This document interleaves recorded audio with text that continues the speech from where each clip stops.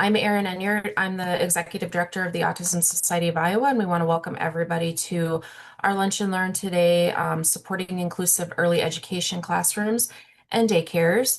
And this is in partnership with CareLinks ABA Therapy, which were a generous sponsor of our last year 2025 fall conference and are also a sponsor for our 2026 conference, which is coming up on November 6th. So we're always happy to partner with providers in Iowa and share resources that they have. And so we're excited to have Monica here with us today. And I'm going to go ahead and introduce Monica and then she'll get started.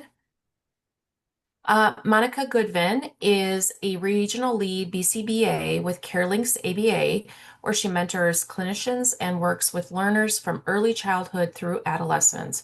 She's passionate about dignity-centered, neurodiversity-affirming practices. Monica loves partnering with caregivers, educators, and community teams to create supports that are practical, accessible, and built around each child's unique strengths. Her work is also shaped by her experience as a mom to an autistic individual, which fuels her commitment to compassionate, family-centered care. When she's not working, you can usually find her exploring Iowa with her family, playing with her tiny puppy Jelly Bean, or getting lost in a good book.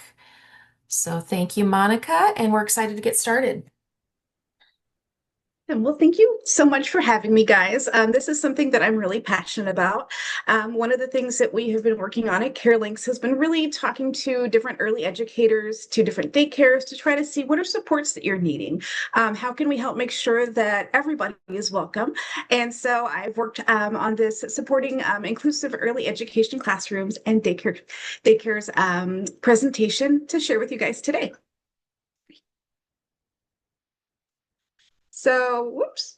What we're going to go ahead and work on today is we're going to talk together about developmental care needs, thinking about like how do we support each other? How do we make sure that when you are talking to somebody about their child, how can we make sure to do it in a very empathetic, kind, understanding way to make sure that the families still feel that partnership and that connection with you guys? We want to make sure that we're creating environments where every child belongs.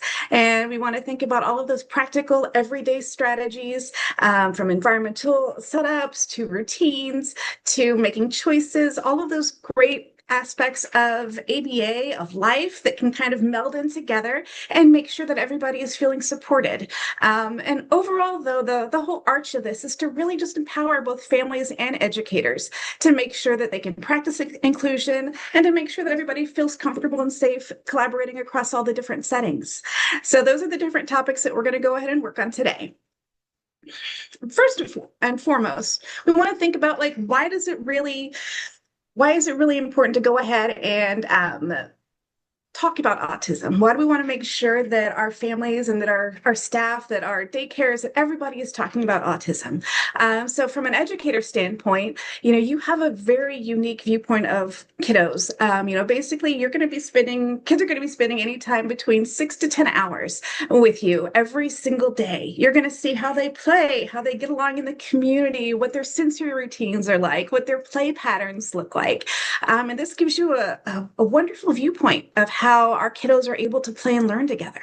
Parents often don't have that same viewpoint. Their kiddos might not have access to other peers to play with. They might already have a developed routine at home. And so you don't get to see that whole vision of how your kiddos are able to really interact in different settings. Excuse me.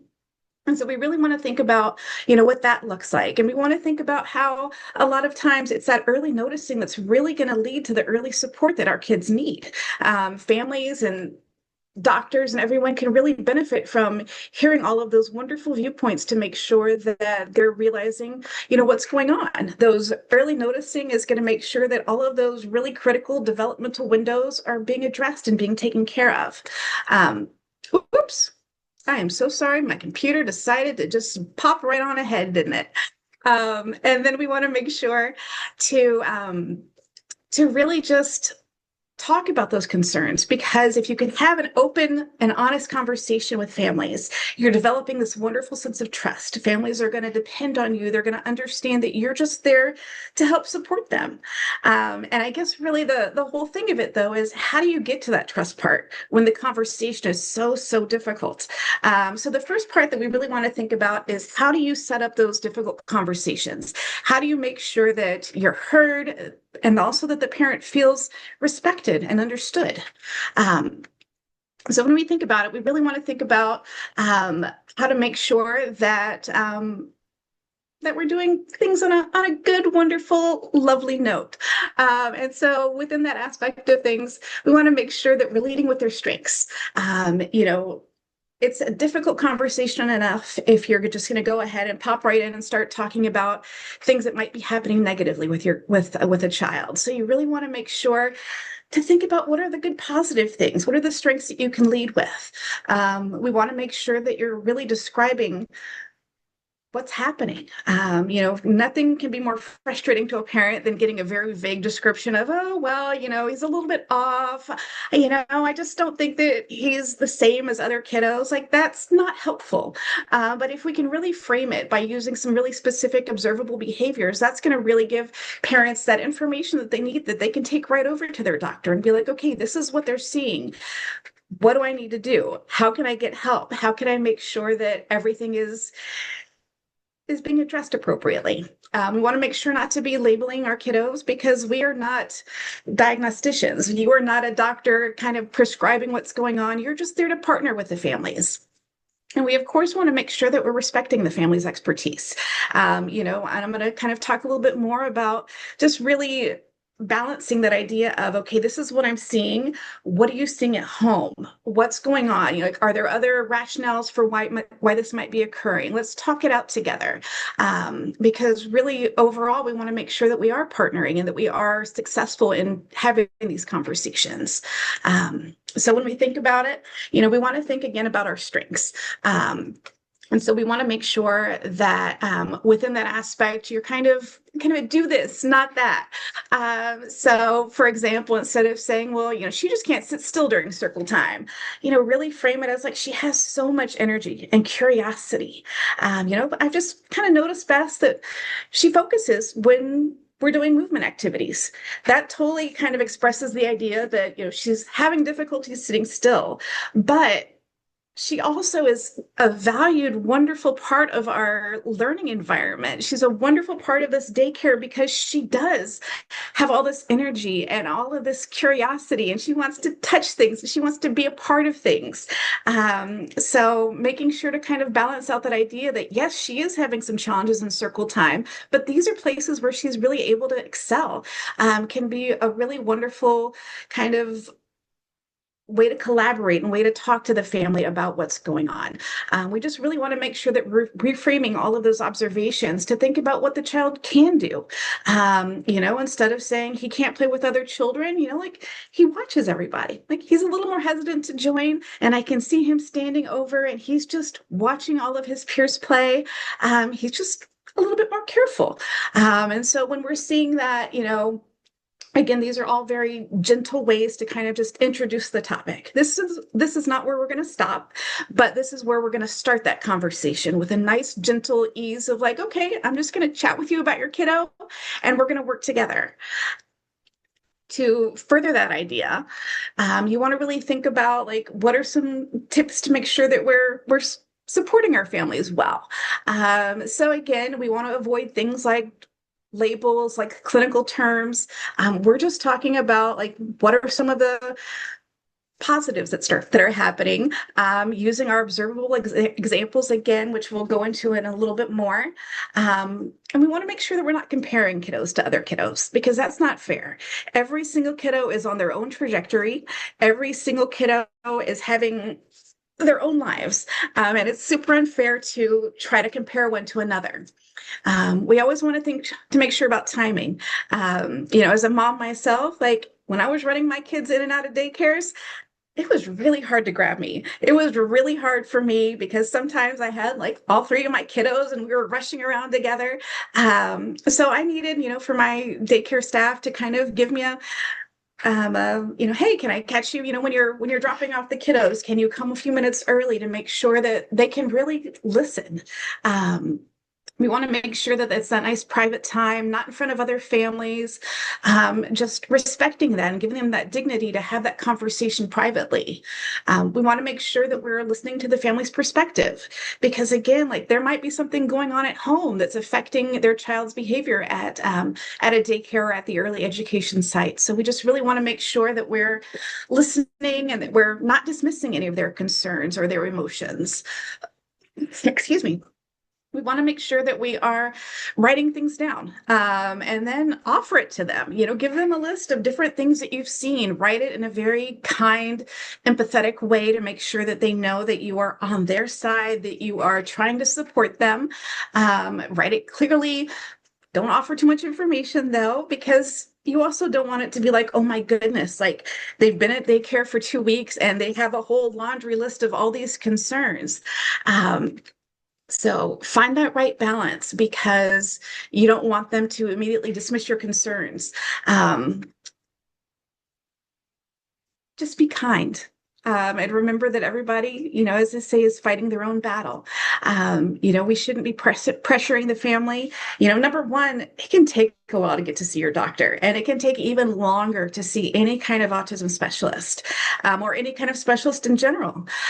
So really just partnering with them, offering the resources, other resources that they might need, talking to them about how you can help is going to really make it feel more like a collaboration and an activity that they can trust you with. And want to just make sure that we're following up, check in. How's it going? What are things going like at home? How can I help? There might be things that you can't help with because that's the way life is, but maybe there's some stuff that you can help with. And we'll go into what that can look like just a little bit later on. So as you're kind of thinking about it, you want to start with that warm connection, Thanks for taking a couple minutes to chat. I always enjoy how Billy is doing. Like Billy makes me smile every single day. Lead with those strengths. Little Billy's so creative during art time. She loves helping her friends clean up. She's just a joy. Even if a kiddo is having challenging behaviors, there are still things that we can talk about in a positive, kind, happy light. There are still moments when we're going to smile, when we're going to engage with a kiddo. And so these are the times that we highlight that. And then we want to kind of bridge into just sharing that observation. I've noticed it during circle time. She sometimes has a hard time following some multi-step directions. I've seen this about 3 to 4 times a week over the past month. Um, you know, and then invite that partnership. Have you noticed something like that at home? I'd love to hear what you're seeing. That's going to open up that conversation and it's going to invite them to work with you. We just really want to make sure, again, that you're offering that support. I'd love to work together, offer some resources that other families have benefited from. Would that be okay? Sometimes it's not. Sometimes parents aren't quite ready yet, and that's okay. So you also have to think about like what happens when that caregiver pushes back. Um, Number one, you want to remember that they might not have heard any of this information before. As we talked about, my son has autism. We went to the pediatrician one time and they said, hey, why don't you go see this specialist? Great. I love that. Want to make sure I'm doing the best for my kiddo. I went to the specialist. We had a meeting. At the end of that meeting, they said, your son has autism. Nobody had ever told me that before. Nobody had ever said this is even a possibility. So I know first and foremost that you can be totally surprised, even if you might have noticed a few little things at home going on. As parents, we don't put things together like that, or at least oftentimes we don't. We might not be thinking worst case scenarios or negative things that might be happening. We're just focused on being good parents. So again, like they might not have heard any of this. So when you think about it, we want to make sure that we're listening to what the caregivers are saying, So if they're coming back with, well, are you saying something's wrong with my child? No, not at all. Just sharing what I see. I just want to make sure that I'm being open and honest with you. I want what's best for her. But you guys, what's best. So tell me about your perspective. Again, just calm, passionate, compassionate, and making sure that you're listening to what's going on. If they dismiss it, if they say, oh, it's fine, it's just a phase, yeah, really helpful to know, maybe the group setting's too much. Maybe this is too much. Let's keep an eye on things together. And sometimes we always can hear about that idea that, like, I don't want him tested. I don't want him to be labeled. Again, kind, be kind. I completely understand. There's no pressure at all. I just want to make sure that we're supporting him in every way. We just really want to make sure that we're listening and that we are evaluating what's going on. Um, all of our kiddos are so different. There's a complete possibility that maybe something is going on at home, that maybe they're having a harder time at daycare because all of a sudden they were used to having mom's attention 24/7 and now they're in daycare and it's harder. It's harder when you don't get that attention. But there could also be challenges that are happening. So I encourage everybody to think about the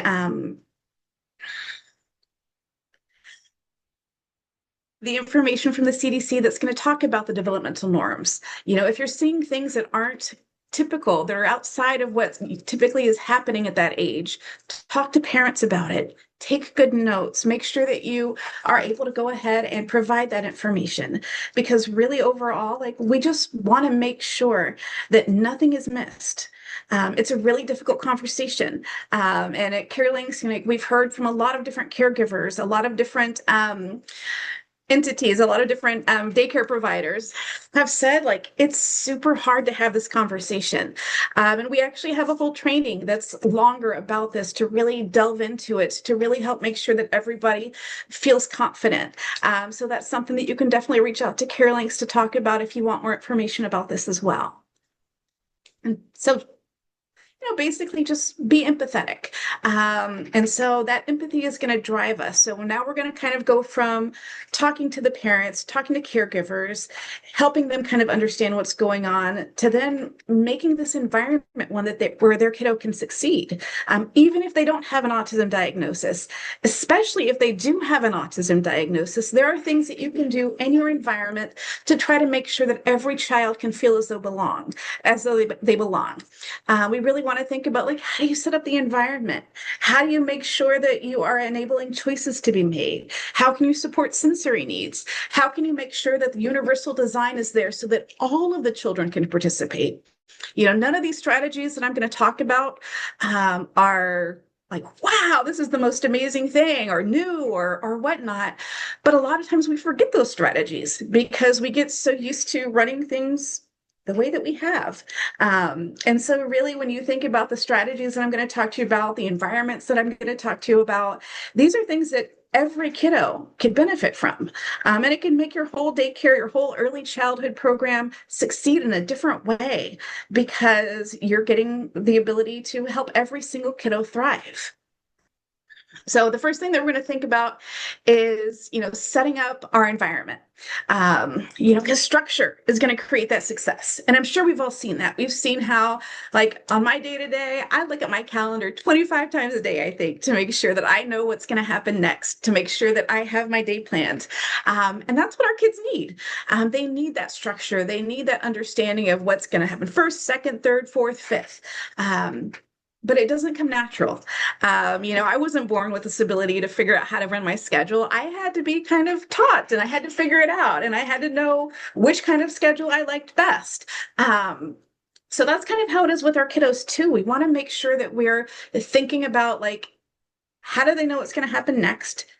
How do we kind of reduce some of that anxiety? How do we reduce that worry about, okay, I don't know if I'm supposed to go to this room or go to the bathroom now, or sit down with my friends. So if you can create those consistent routines, it's going to help us support all that regulation. It's going to help all of our kids feel safe. Predictability doesn't mean rigidity. It means that we're just having clear expectations with some gentle flexibility. And so you really want to think about, when you have a daily schedule, when you have a routine, kids can kind of get stuck on that. when I always think about like during COVID, how a lot of people kind of had their days planned and it would be this and this and this and this. And then you have to go back to work and it's all of a sudden like, oh my goodness, like what do I even do? Why, everything's different, everything is scary. I'm not ready for this. So think about that from a kid's standpoint. Think about how, all of our kiddos, if they kind of get used to doing this and this and this and this, and then all of a sudden you change it around, like it's going to be difficult to make sure that they understand what that schedule should look like. Um, so you really want to think about not only like what does your daily schedule look like, but what are those smaller routines, those micro routines? Because predictable routines aren't just about having a daily schedule. They're about building small patterns so that the kids again can feel safe. Because when kids know how things happen, not just when, they're going to feel more confident. They're going to feel more regulated. They're going to feel more ready to learn. Even when you think about, like, for example, the arrival routine, they're going to come in, they're going to put up their backpack, they're going to get their water bottle out, they're going to go join, their morning group for the morning circle. They're going to develop a routine and a method for how they want that moment to look. But then what happens when it changes? What happens when they arrive late and they miss that morning routine because they had a doctor's appointment? What happens if they forget their water bottle? What happens when they start to wear their coat and they have to add that in and they just don't know what to do because they're so used to this kind of specific arrival pattern? What if they're used to Miss Lisa constantly going and their routine is tied to her? And so they're used to her helping them every single day and she's not there. So they can't even enter the building because they're still looking for Miss Lisa. Um, so we really want to think about learning routines, but then also that idea of having flexibility with our routines, because our kids have to be able to tolerate change. And if we can start instilling that idea at the very youngest ages, it's going to be a lot easier for them as they get older. So we really want to think about our routines. First and foremost, our visuals. Visuals can be amazing. But you also want to think about kind of like what I talked about with my schedule, with my calendar. Like I had to figure out what the best one was for me. That's kind of what we have to do with our kiddos, but they can't pick. So you kind of might have to try out different things to figure out, okay, what's the best visual for each kiddo? Um, so you might have kind of your standard arrival, your whole schedule written out for all of our friends, because again, all of our friends can benefit from knowing what their schedule looks like. And probably most centers have this. And that's great. You can go, you can point it out. Okay, it's time for, arrival. Then we're going to go do our morning work and you can kind of go through spot by spot. But then you can think about like, okay, some of our friends need a little bit more. They need it to be broken down a little bit more, first then. First we're going to play, then we're going to go ahead and, ooh, that reading is so small, is go home. Great. They know exactly when they get to go home. All they have to do is play for a little bit more. And then eventually, at some time in the future, they're going to get to go home. Knowing when you go home can be really great for kids, especially kids with autism. It can be great for any kid because obviously, like, they want to go home. They want to be with their moms and dads. They want to go in their PJs and sit and watch TV for the rest of the day or be on their iPads. So anything that you can do to try to make sure that kids understand when it's time to go home can always be a great boost to your services. You want to think about your smaller routines, again, your micro routine. This one is an example of how do you go ahead and wash your hands, providing glimpses and kind of a guideline for how those routines are can be really great for our kids. These are routines that don't change. Like every single time they wash their hands, they're going to pretty much go through those steps. So having kind of your standard routine right up there, right next to the faucet, it's great for any kid because Lord knows our kids are chaotic and fast and they just want to go, go, go, go, go. So being able to stand in front of that faucet and be like, okay, oh, wait, buddy, let's check and make sure you did all of those steps. Oh, wait, I think maybe, you didn't dry your hands. Let's go back and dry our hands. That's something that can be great for any kiddo. And then we have a lot of our first then boards or our all thens. It can be really great for kids, especially kids with autism, to kind of know when something is done. And so you can take your little icon and you can move it right on over to the all done side, because you know that check, that's done. It's just as effective as giving yourself a little checklist. Oh, I got the bread, I got the milk, I got all this stuff at the grocery store. Well, our kids now can go through and they can be like, okay, great. I played, I put up my backpack, I did all these steps, and now I'm ready to go ahead and go. Um, these sorts of schedules like this are really great for kiddos because if they change, you can make sure that they know what the change is. So, like, for example, this one is for arrivals. And so obviously, like, you can have your kind of regular activities, but you know what? If all of a sudden a kiddo has to figure out, like, okay, when do I put my coat up? You can put a little icon in there for coat. You can change it around. And, if they don't have their water bottle, it can be three things instead. Working on that flexibility, but also showing them exactly what that change is going to be can really be really beneficial for our kids. Again, posting signs. In this example, like today, something is different. Different teachers here today. That can be great for our kids because obviously, like, we form different bonds with different people. And Miss Lisa, as I gave in that first example, like, she might be the person who knows exactly how to hang up the backpack, who knows exactly how to tie the shoe the way like they like to be tied, who knows exactly how to go through and open up their milk for them without them even asking. And then all of a sudden, Miss Brenda's there instead, and she might not know everything the same way. So giving a kid that heads up that, like, okay, instead of Miss Lisa, it's going to be Miss Brenda, that can be really beneficial to our friends to make sure that they know that that change is happening. And then also thinking about, like, our plans change, teaching that idea that it's okay for things to change. It's okay if, instead of going outside because, now it's raining, we're going to stay inside and play. But giving them that visual, that understanding of, like, hey, look, guys, we're going to do something different. That's going to help make everybody feel more at ease with that change happening. When we think about our environment too, you want to think about how you set up your room.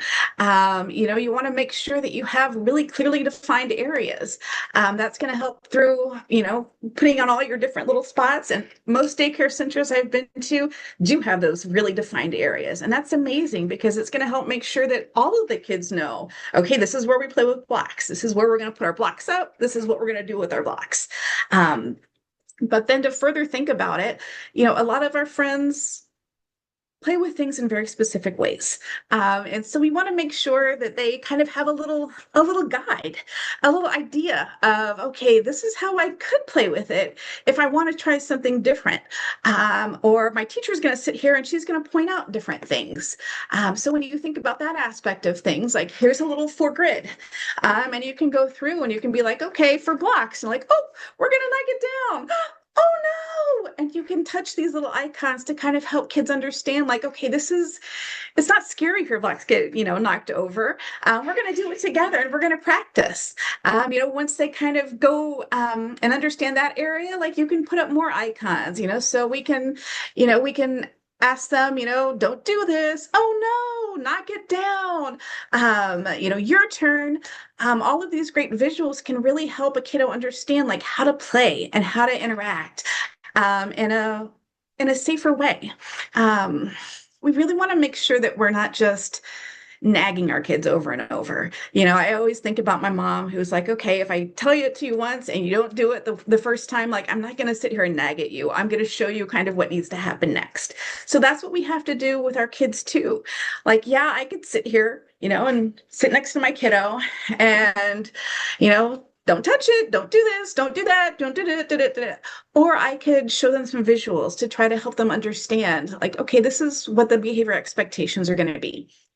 So again, with our blocks, we can look at it, we can stack different examples of what they could build with it. We're just thinking about how do we kind of keep on expanding those visuals to help our kids grow and to help our kids learn. Furthermore, you want to make sure that kids understand, like, what is all done. I love All Done. I have All Done in my own office. I put it on my work. I put it on my trash. I put it everywhere I can think of because to me, All Done is just like, I finally get to be done with this. Um, and that's the way our kids feel too. So giving them the idea that like when you're all done, the blocks go here. When you're all done with these activities, like that means we get to go do something else. These are great strategies and great ways to help a kiddo feel like, okay, I know what's happening next. And then, of course, it's also wonderful and appropriate to have things written out. A lot of our kiddos, are able to read, even though we don't realize it. They might even be able to read and not be able to vocalize. So being able to offer these lists of ideas that are for everybody. Everybody should know that they should share with others. Everybody should know that they're going to clean up when they're done. Everybody should be having fun. Like none of these are groundbreaking information bits, but to be able to post it and to be able to have it that way, all of our friends can read it and all of our friends can know what those expectations are, can be wonderful to go ahead and help. Group rules because visuals can help everybody is basically the idea of that. We want to also make sure that within our environment, we're thinking about how to make sure that everybody can calm down. So I am a huge advocate of cozy spaces, but also the idea that it's not a timeout space. Every environment should include a quiet, cozy, calming kind of place. A corner, beanbag, a tent if you have room for it. Like this is not a spot to go for timeout. This is a spot that's going to honor their emotional needs. It's going to be something that you're going to have to teach a kiddo first. Oh, Billy, you seem like, maybe you need a couple seconds to calm down. Let's go over to our cozy corner. It's a nice kind of quiet area where we're just going to go sit together. You teach our kiddos this, and then eventually they start to learn how to use it independently. It's going to build that self-awareness. It's going to be able to help them self-advocate, which is something that is so huge for our kids because we want to make sure that they can tell people like, I need a break. I need a minute. I need to breathe. And these are all things that, again, like we have to teach our kids how to do. And so to be able to have a little spot, a little cozy place where you can teach and you can model using it. You can have your headphones, you can have your fidgets, you can have soft items to squeeze, spots to sit on. We're going to go ahead and co-regulate with them at the beginning. I'm going to sit with you and I'm going to take a big deep breath and we're just going to go, and we're going to hold it, hold it, hold it, hold it, hold it. And then we're going to go breathe out. And we're going to go, and we're going to model that. And it's going to feel kind of silly and it's going to feel kind of strange sometimes because our kid might be looking at us like, what are you doing? But to be able to do that and to be able to co-regulate, to be able to help them understand that they're not alone. There's a lot of talk in our OT fields about interoception. Interoception is this idea that like I'm feeling tired, so I should take a nap. My bladder feels full, so I could go to the bath, so I should go to the bathroom. That idea that we should be thinking about how our inner body feels. So you can talk to them, be like, oh, my body is feeling a little, it's feeling a little anxious. It's feeling a little upset. It's feeling a little like it just needs to take a minute. So I'm going to go over to the cozy space and I'm going to breathe for a second. This is something that we can do at home as parents. It's something that you can do in your early child care center because we want to teach our kids that like all of our body feelings are valid. We all have hard days, but if we can go to our cozy space and we can take a couple minutes to figure out how to process it, this is going to be something that can lead to an amazing future for all of our kids. It doesn't matter if a kiddo has autism. It doesn't matter if a kiddo has any kind of special needs. Like a lot of times, all of our friends need to be kind of taught that like, okay, I can calm down. These are how I can calm down. This is an idea of what I can do. So we really want to make sure that we are giving them that safe space, that cozy space, that space to chill, as they kind of talked about. It doesn't have to be big. It doesn't, some places have that ability to have a big area with all sorts of amazing kind of calm down areas, gadgets and gizmos aplenty. And that's great. That's amazing if you can do it. But you know what? Sometimes our kids just need for us to be there, to be able to sit with them, to be able to breathe with them, to be able to give them big sensory squeezes and shakes, and just to be there and to co-regulate.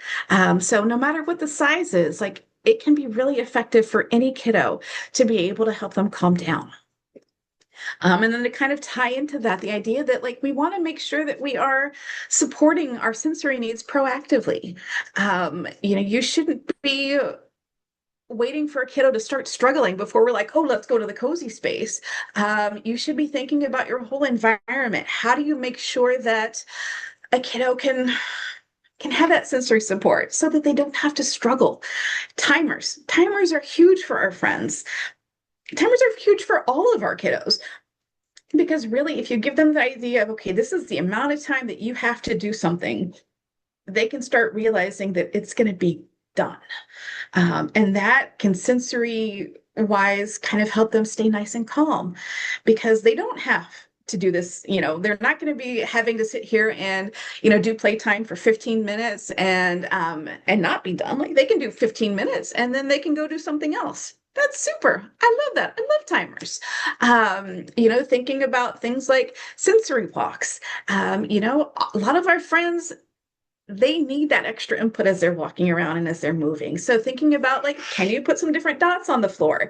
That way they can jump from dot to dot. Can you put a straight line on the floor? That way they can kind of practice doing their little teeter-totter walk all the way down. These are not like huge things that you have to do. You don't have to invest in a lot of money to set up something like this, but the impact that it can have can be amazing, because not only will you have your kids with special needs accessing it, but all of their friends. It's something that any kiddo can go and go jump to the red ball, jump to the yellow spot. This is something that can engage your whole classroom. You also want to think about like choice making. So these little sticks that I have, they have different movements that you can do. And movements and choices are amazing for kids. Sometimes we just need to wiggle. And I don't know if that's something that you guys have noticed about me, but I fidget constantly. I had to remove all my stuff from my desk because I knew that if I was going to be talking, odds are I was going to want to have something to kind of touch on. Because I love movement. I think all of us do. And so, you think about like, on your Apple Watch, you have, it's time to stand up, because again, we need that movement. Our Apple Watch can tell us as grown-ups that we need to move. So we should be embedding that idea in our kiddos. Let's move. Let's take a break and let's jump. Let's take a break and let's be monsters and crawl around. Let's, figure out a different way that we can all move our bodies, because getting that sensory input and being able to move around can be huge for our kids. A lot of studies have shown that like if you can have movement breaks, it's going to actually encourage our kiddos to be able to use their brain in a different way. So it's kind of like you go from one part of your brain for academics, you go to the other part for movement, and that's engaging all those different parts, and it's making you feel more calm. It's making you feel like you can kind of go back and forth between your brain. And then, of course, we also want to think about our environment sensory wise. Again, like some of our friends don't like loud noises. Having headphones can help. That big bright light up on the top of your, oh my gosh, on the top of your ceiling, it's harsh and it can be upsetting to our friends, so you can get one of those little blue light filters and put it right on up there to try to make sure that that is one less thing that might be causing a difficult time. Look in your environment and think about, okay, if I was a little kid and I had this bright light on me, would it be a fun activity? No. It would annoy me. I might get mad because I don't like how the light feels. I don't like how loud it is in here. I don't like, the way this material feels. Like literally just walk around your room and look at things and touch things and listen to things and see, okay, this from a sensory aspect is difficult. let me, turn it down. Let me turn it off. Let me get rid of it. Let me adjust it. What are different things that you can do to make things easier for all of your friends to be able to want to be in that room? We've talked to a lot of daycares where, a kiddo doesn't want to go into a room, and we've looked around and be like, well, like, it's super bright in here. The kiddo doesn't want to go to the bathroom. Well, listen to how loud that toilet is. Of course they probably don't want to go in there because, like, I'm annoyed by how loud that toilet is. So a kiddo is going to be terrified of it. So, these are some strategies that we could do to make the bathroom less aversive. These are some strategies that we could do to make your classroom less aversive from that sensory standpoint. Um, Beyond that, we again really want to focus on making choices. And one thing that I hear from a lot of parents, a lot of caregivers, a lot of daycare centers and childcare providers is this idea that, like, oh, if I give them too many choices, they're going to have control. No, like, we're just giving them enough control to help them feel safe and connected, to build up that sense of autonomy. It's not huge things that we have to do, to more of more of tolerated options. Do you want your blue marker or your red marker? Do you want to hang up your coat first or put your backpack up first? Again, simple, clear choices can be super effective at helping a kiddo feel safe.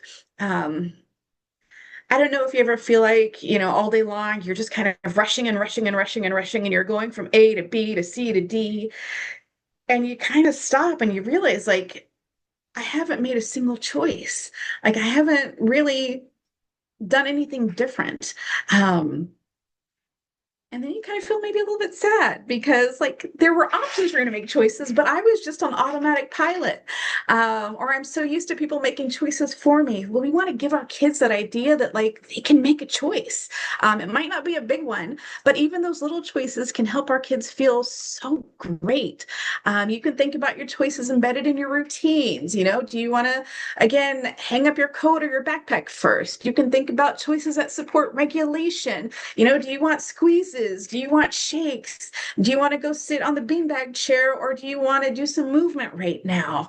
Again, it's not a huge thing. It's not going to take a really long time, but giving them those options so that way they can start to develop this idea of what regulation can look like can be really great for our kids.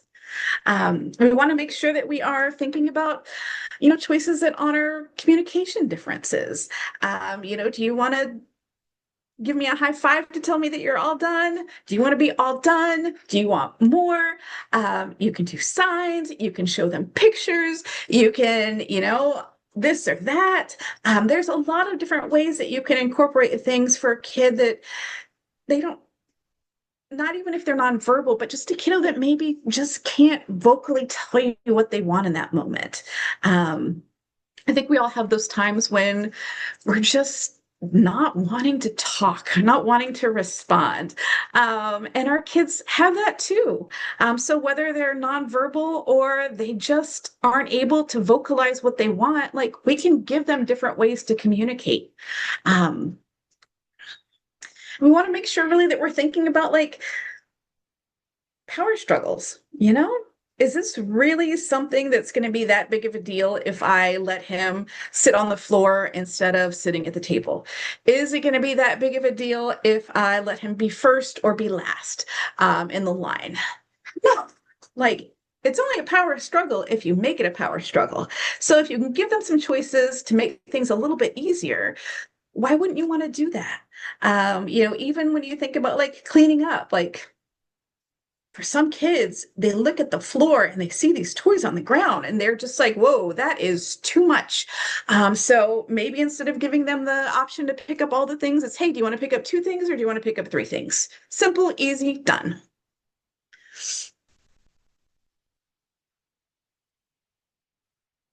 And then we want to think about transitions. Transitions are the hardest part of the day for many of our friends.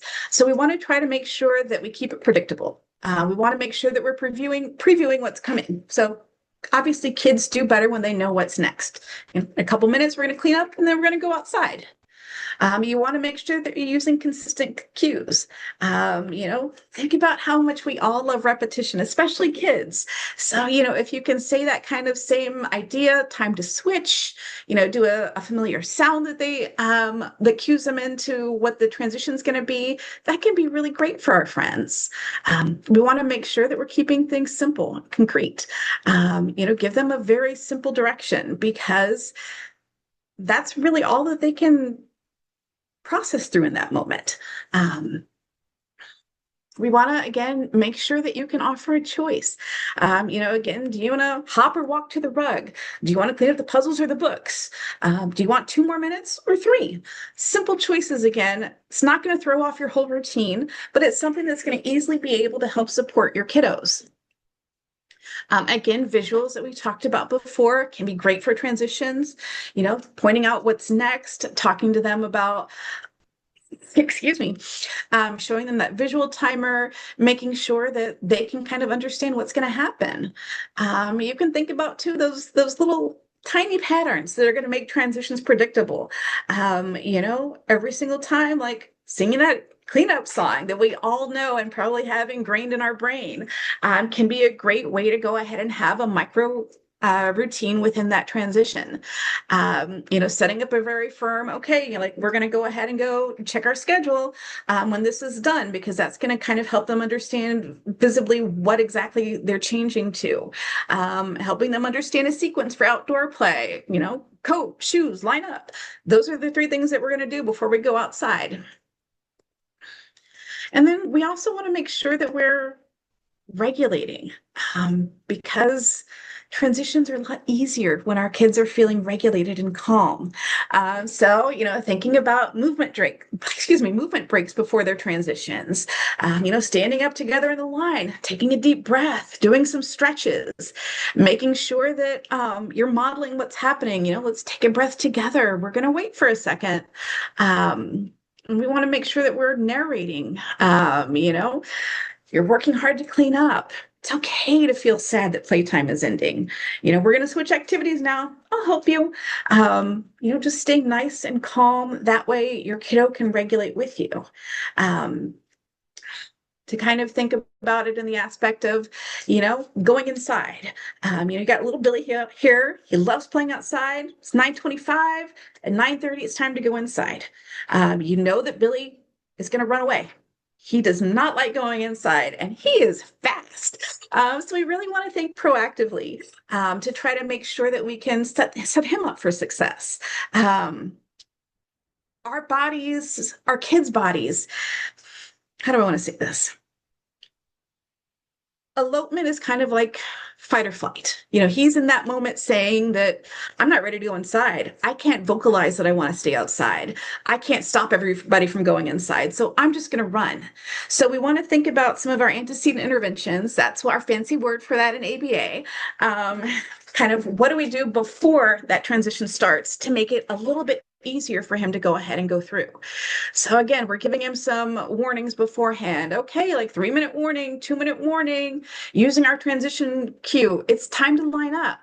And these are good for everybody because Lord knows, like there's always going to be another straggler as well, who is just not really wanting to come inside yet. They're off running around. She's like, okay, great guys, let's, should we run to the line? Should we jump like frogs? Trying to set it up in a fun way for them to get into the line. We want to think proactively, like, have staff stay in your kids who are going to try to head back out. Lining up can take a while, and sometimes you have to wait a minute or 2, and you might have a little kiddo that just kind of starts to veer off again because it's taken too long. So set yourself up proactively to have somebody nearby. Giving them reminders. Remember we have another recess later. Doing some simple directions to make sure that everybody's paying attention. We do a lot of what we call behavioral momentum. So, and you guys have all done this as well. You probably just don't know what it's called. And that's that idea of you give a kid simple directions to follow, and then they're more likely to go ahead and follow something that's a little bit more challenging. So, clap 2 times, touch your nose, take a step forward, stick out your tongue, tap your belly, walk inside. Like before you know it, you've just kind of interacted with them all the way right into the door. So those are strategies that you could try to go ahead and work on. Um, and then also thinking about like, if you have a kiddo who's struggling, trying to force them to do it, trying getting yourself upset because they aren't with the other kiddos, that's not going to be helpful. You don't want to turn it into a chase game. You want to make sure that you're very calm, that you're giving them very clear directions. Sad recess is over. Do we want to go inside for circle time or should we go to our cozy place for our break first? Making sure that they know that you're there with them can be great for all of our friends. We want to make sure that we're recognizing that engagement looks different for everyone. So when you have a kiddo outside and he's still wandering around when you're telling kiddos to go ahead and line up, or you have a kiddo and it's circle time and they're wandering around the room instead of coming in for circle time or coming to sit down for circle time, like it doesn't mean that he's not engaged. It could just mean that he's processing things in his own way. And so that movement could be a regulation strategy. Some kids listen better when they're moving. Some grown-ups will sit there and they'll, walk on their little treadmill while they're doing work because, again, it's great to go ahead and move and work at the same time. So really you want to think about melding that idea. If your kiddo needs to move around and they can't line up, they can't stand still, could it, instead of lining up, could it be like, just come be with the group and come move with the group? They don't have to necessarily be in that line, but maybe they just stand near it. Maybe they stand with you right on the outside of it. Maybe they, slow march in place. Maybe you bring out some fidgets. Maybe you give them a job to do. That way they can feel like they have a reason to be moving around. You really want to make sure that you are building that engagement, that you're making sure that they are listening, that you're making sure that they're being focused. And so one of the things that you can really think about is to go ahead and use that child's interest to make sure that they are staying engaged. Years ago, I went to a seminar by Paula Cluth, and she wrote this lovely book, Just Give Them the Whale. And really, this is the whole idea that we use their interest to build engagement. And so really thinking about, what are their motivators? And maybe it's unusual, that's okay. But if you can incorporate some simple things from it, it can help a kiddo feel more safe and it can help them feel included. With this example, this kiddo loved whales so much that the teachers try to kind of embed whales in different things. But they only did this because they realized that every time they would take the whale toy away, he would get so upset and he wouldn't be able to do anything. But then they kind of tested and they let him keep it. And he was much more calm. He was more engaged. He was able to learn because they were taking all these interest and they were making it fun for him to learn. They were making it engaging for him. He would count the whales. He would read whale books. They would put a whale photo up in the cubby. Other kids, they started to talk about whales with him. It became like this bridge to connect all the kids together, because instead it became, we're going to talk about whales with our friend instead of, oh my goodness, he won't give up his whale and we're all going to be upset because he's going to cry. And so thinking about like, how can we use some of our kiddos' fascinations to build on things and to work on things together.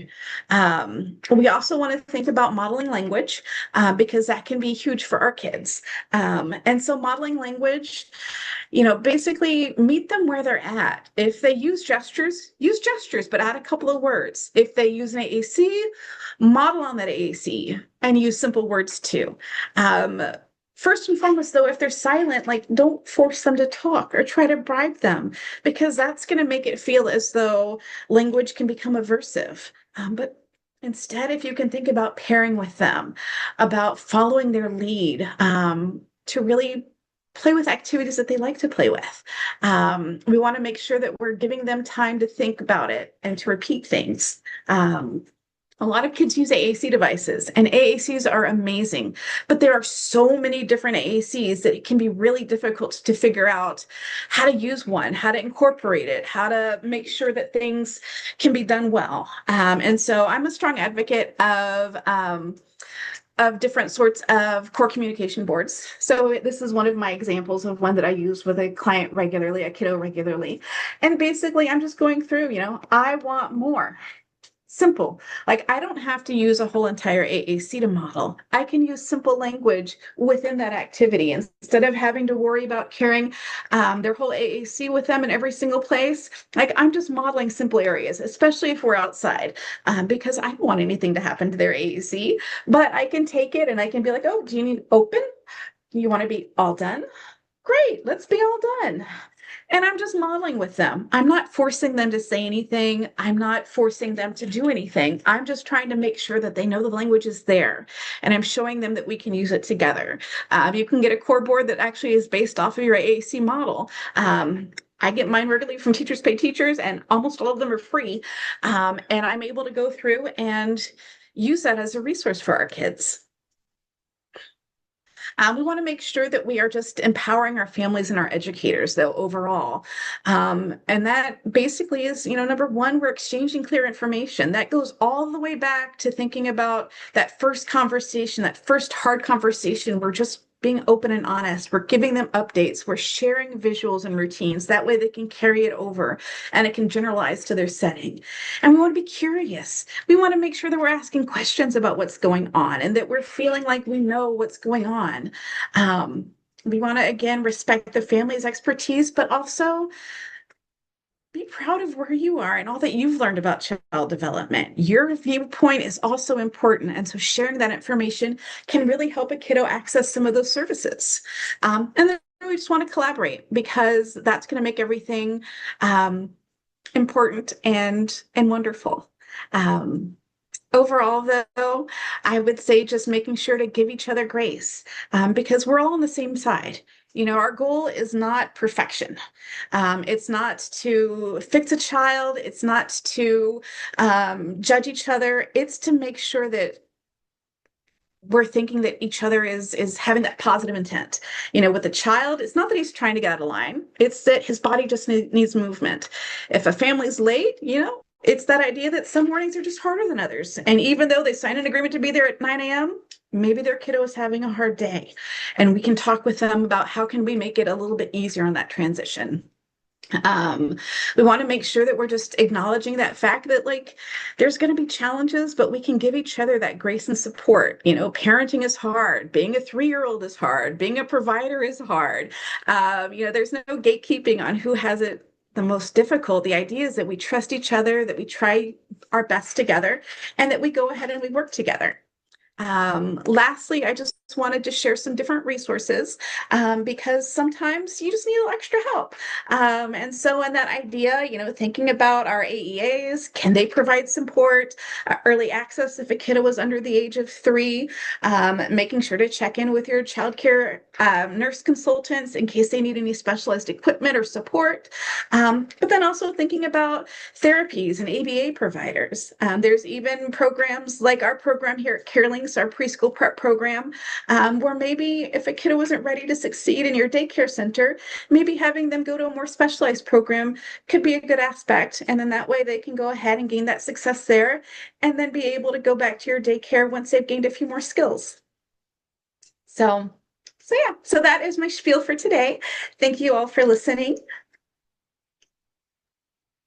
Thank you so much, Monica. So much great information. We don't have any questions in the chat yet, but I just wanted to open it up. We do have 3 minutes left. If anyone has any questions or comments about what they heard today, feel free to unmute yourself if you'd like, or you can type it in the chat. Like I said, we've got a couple minutes left.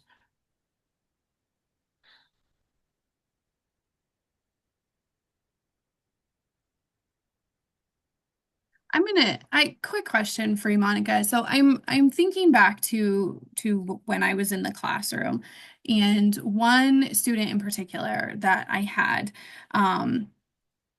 he came into us, The only thing we were told was that he was a Gestalt processor. I was like, great, we can work with that. Wonderful.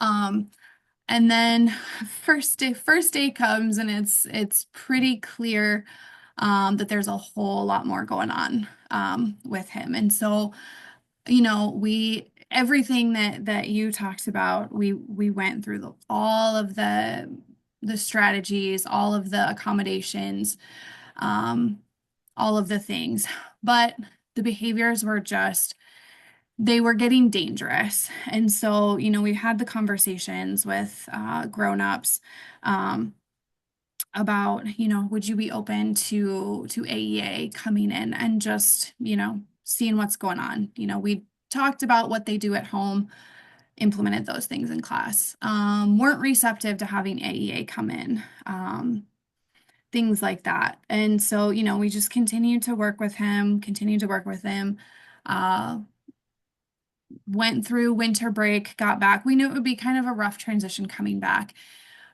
Long story short, we come back from winter break and things are just not necessarily worse, but they're not getting any better despite every effort that we had. And so conversations with grown-ups, they were tough. It was a lot of, we felt like we had exhausted every possible thing that we could do as teachers, and in an environment, but it was becoming dangerous for everybody else in the classroom. This wasn't a public school, so, situation slightly different. This was like a private preschool area. So eventually we had to make the really tough decision of, we even recommended some of these outside options for them, and they just were not receptive to it at all. And so we had to make the really tough decision of like, we can't, the relationship just can't continue. It's just not safe. It wasn't safe for the teacher. It wasn't safe for the student himself, nor the other kids in the classroom. And the reception was not great. There were a lot of accusations thrown out, and things like that. And it was heartbreaking because we felt like we had tried so hard to make it work for him and for his parents. Our hearts were broken. So kind of what your thoughts are in that kind of situation where the parents just, or grown-ups, whomever, just aren't receptive to the advice, I guess, or to the options that you're giving them. Oh, no, and I totally see where you're coming from. I mean, there are times that the environment just isn't the right fit. And it does sound like throughout all the steps, you did everything that you could to try to help them understand what was going on, to try to help give them that information. You were giving them information, you were giving them resources, you were giving them ideas. It's hard sometimes for some families to recognize what's happening. It's hard for them to take those steps and to hear that information. A lot of times, you've got that behavioral contrast to where at the daycare they're one way, and maybe at home they don't even see some of those same challenges. So a lot of times it's trying to help them understand, like, these are the things that we're seeing. If they aren't taking the written information at face value, can you have them come in and see some of those instances? Can you show them to kind of help them understand, like, we aren't trying to be mean. We aren't trying to make you feel like you're a bad parent. We aren't trying to make you feel as though you've done anything wrong at all. But these are the challenges that we're seeing, and we need more help than what's happening. And it sounds kind of like that's almost, or basically kind of the step that you guys were at, because they weren't taking those resources. And unfortunately, at the end of the day, like, you're not only there for that kiddo, but you're there for all of the other kiddos. And so having that hard conversation to help them realize that, like, I love your kiddo. I want him to succeed, but I also have all these other kiddos, and they also need to have a safe environment. They also need to be able to access the education. And your kiddo just needs a little bit more support. And it sounds like that's kind of really the best way to go ahead and respond to that. Awesome. Thank you. Yeah, it was a heartbreaking situation. There was seeing we were racist and we wouldn't act this way with any other student, and it just was heartbreaking because we put so much time and effort and energy into trying to make it work, and it just, yeah, like you said, at some point, if grown-ups aren't willing to take the information that you're giving them, there's not much more you can do. And that's hard. That's a hard position to be in because you just want to help them. This is going to be beneficial for them, but sometimes, perspective is better later than when you're in it. So, yeah, no, I appreciate your insight. Partnerships are hard, and you have to be able to be partners on both sides. So if you're the only one kind of doing everything, it becomes really difficult. And I love the fact that, like I said, you went through and you tried your best to offer them every single resource that you could and to partner with them in different ways. But at the end of the day, like if they can't partner with you, you have to focus on all the families that are willing to partner with you. For sure. Unfortunately, we're out of time for today, but thank you all for attending and to Monica for such a great presentation. I did put it in the chat, but I want to remind everybody that the recording as well as the PowerPoint will be emailed out to all registrants in the next day or two. So, and I'm sure, Monica, if you have any questions, I'm sure you can reach out to CareLinks or, reach out to us and we can get you contact information. But we'll make sure all of that is included in the email as well. So thanks everybody. And we always enjoy these monthly lunch and learns. We've learned so much. So thanks, Monica, and everybody have a good day.